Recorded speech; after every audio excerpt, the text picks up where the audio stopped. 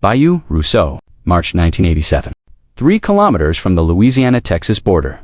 Staff Sergeant James Hendricks pressed his face into cold mud, watching the cartel compound through night vision. The image was green and grainy. For American contractors, zip-tied inside a tin-roofed shack. 6 guards rotating patrols every 20 minutes, like clockwork. His entire team was dead, ambushed 2 hours earlier at the creek crossing where the road narrowed. Backup was 90 minutes out.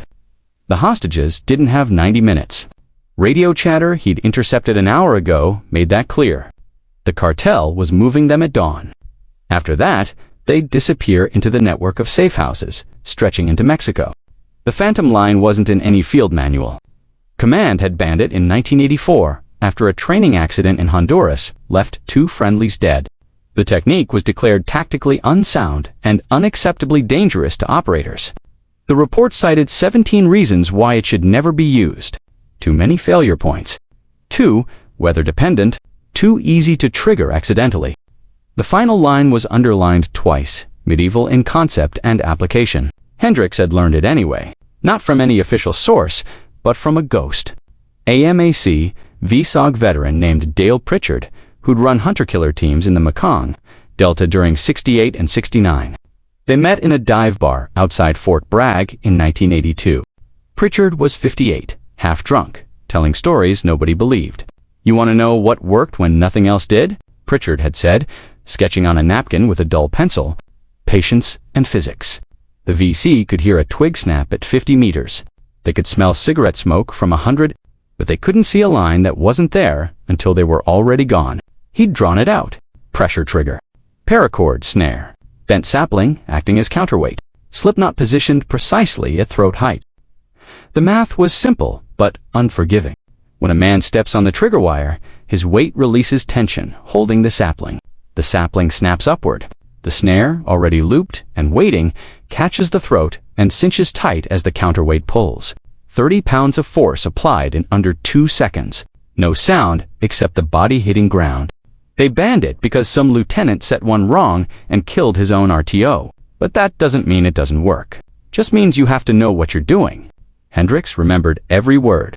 Now, lying in swamp water thick enough to taste, he ran the calculations again. 6 guards.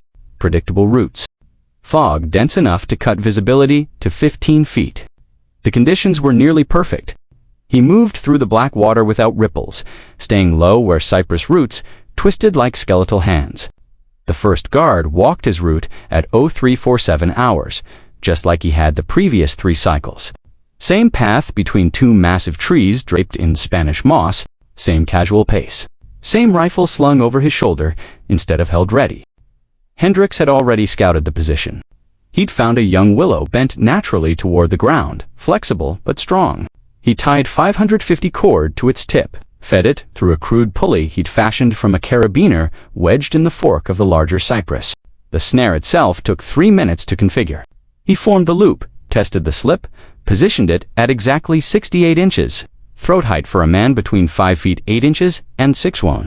The trigger wire stretched across the path at ankle level, nearly invisible in the dark. The guard's radio crackled, static, then a voice reporting all clear from the east perimeter. The guard keyed his mic twice to acknowledge. He shifted his rifle strap, scratched his neck, took 4 more steps into the kill zone. His left boot caught the trigger wire. The willow snapped upward with a sound like a bullwhip crack, but muffled by the fog. The snare whipped around his throat, and his body jerked off the ground so fast his boots never touched down again. He clawed at his neck, mouth open, but no air moved.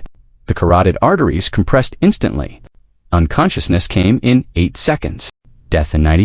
His rifle splashed into the water. Hendricks was already gone, moving toward the second position. Guard 2 came looking for Guard 1 at 0356 hours. He followed protocol, keying his radio, calling out softly in Spanish. No answer. He moved cautiously, rifle up now, finger on the trigger. But he was looking ahead into the fog, not down at his feet. Hendricks had set this one differently. The path here narrowed between a stilted shack and a water-filled ditch. No way around without waiting.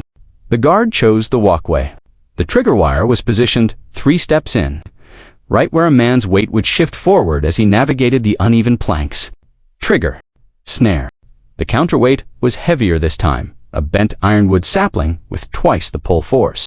The guard lifted completely off the walkway, legs kicking. He managed half a choked scream before the snare cut it off. 10 seconds. Silence. Third guard was smarter. He'd heard something. Maybe the splash, maybe the scream. He moved slowly, sweeping his flashlight in controlled arcs. The beam cut through the fog in narrow columns, illuminating cypress bark, hanging moss, black water. He stopped every few steps to listen. Hendricks was submerged to his eyes in the reeds, 15 feet away. The guard's flashlight beam passed directly over him, twice. The water was dark enough, thick enough with sediment, that Hendricks' face blended into the surface. He didn't blink, didn't breathe, just waited. The guard muttered something, then kept moving along the perimeter. 30 seconds later, he crossed the base of a massive fallen log covered in resurrection fern. The trigger wire was hidden beneath the fern layer. His boot punched through. The snare came from above this time, rigged to a branch overhead. It caught him under the jaw, jerking his head back so violently his neck made a sound like green wood snapping. He was dead before his body stopped twitching. Guards 4 and 5 were together now, both armed, both alert. They'd found guard 3. One of them was shouting into a radio. The other swept his rifle across the tree line, firing short bursts into the dark at shadows that weren't there. Hendricks couldn't set 2 snares fast enough. And if one triggered while the other was still active, the second guard would unload a full magazine before going down. Unacceptable risk. The hostages were too close. He adapted. The 2 guards moved along a wooden walkway that connected the main shack to an equipment shed. The walkway was old, some planks rotted through. Hendricks rigged a dual trigger system. The first wire, 6 feet ahead, was a false trigger. It released a small counterweight that slapped against a metal drum, making a sound like footsteps on the far side of the shed. Both guards turned toward the sound. The second wire was 1 step behind them. The lead guard backed directly into it. The snare caught him around the chest and arms, pinning them to his sides as the counterweight pulled him backward off the walkway. He hit the water hard, disoriented, trapped. The second guard spun, saw his partner thrashing in the water, and rushed forward to help. He stepped on the primary trigger. This snare came from the side, rigged to a horizontal branch. It caught his throat and yanked him sideways into the shed wall. His rifle discharged twice, wild shots into the canopy. Then silence. The first guard was still thrashing in the water, tangled in cord, trying to scream through a mouthful of swamp. Hendricks moved in fast, knife out, and finished it. 5 down. The 6th guard was the problem. He was older, probably.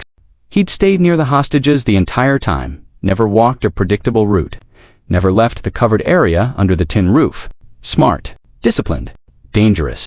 Hendricks couldn't get a clean snare set up without exposing himself. The fog was thinning as dawn approached. Time was collapsing. He crawled onto the walkway from beneath, moving inches at a time through the gap between planks and water. His face pressed against rotting wood. Mosquitoes swarmed. He ignored them. The guard was smoking, standing near a kerosene lamp hanging from a roof post. His rifle leaned against the wall 3 feet away. Hendricks could see the hostages through the gaps in the wall. To men, to women, bound, gagged, eyes wide with fear. Hendricks rigged the line across the doorway threshold 8 inches off the deck. Then he pulled a stone from his pocket and threw it into the water 20 feet south. The guard grabbed his rifle, moved toward the sound, stepped through the doorway. The snare caught both ankles. He didn't go up. He went forward, yanked off balance as the counterweight pulled horizontal instead of vertical. His face hit the edge of the walkway with the sound of a hammer striking meat. Out cold. Hendricks stepped over him, drove his knife through the base of the skull, and kept moving. The hostages were inside, bound with zip ties, blood on their faces from being struck. He cut them loose without speaking, pointed east toward. Rally point. Half a click. Walk straight. Don't stop. Don't look at anything. One of them, a woman in her 40s, started to ask a question. Hendricks was already gone, melting back into the fog. When the FBI hostage rescue team arrived, 74 minutes later, they found a scene that didn't fit any tactical profile. 6 bodies positioned around the compound at intervals. No gunshot wounds on 5 of them. Ligature marks on the throats. 1 with a broken neck. 1 with a knife wound. The hostages were at the rally point, alive, wrapped in thermal blankets, unable to explain what happened. Hendricks was sitting on a log 200 meters out, field stripping his rifle. An HRT operator found him there, asked what happened. "Handled it," Hendricks said. The operator looked back toward the compound, then at Hendricks. "How does it matter?" The after-action report took 6 weeks to write. It listed cause of death as tactical neutralization during hostage rescue operation.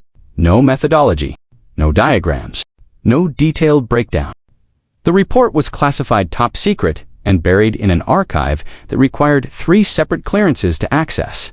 The Phantom Line stayed off the books, but 2 months later, a training annex appeared in JSOC's Special Operations curriculum. It didn't reference Hendricks, but it outlined a non-standard snare technique for high-risk solo operations in denied terrain. The technique was listed as authorized only under life-threatening emergency conditions when no alternative exists. Hendricks never saw the document. He'd already been transferred to a different unit, a different mission, a different war that nobody talked about. The hostages went home. The cartel cell collapsed. The compound was burned to the ground by D 3 days later. But in certain circles, in certain bars where certain men drink in silence, the story gets told. Not often, not loudly, just enough to remember that some problems don't have clean solutions. Some victories don't come from doctrine, and sometimes the best weapon is the one they told you to forget. Hendricks retired in 1996.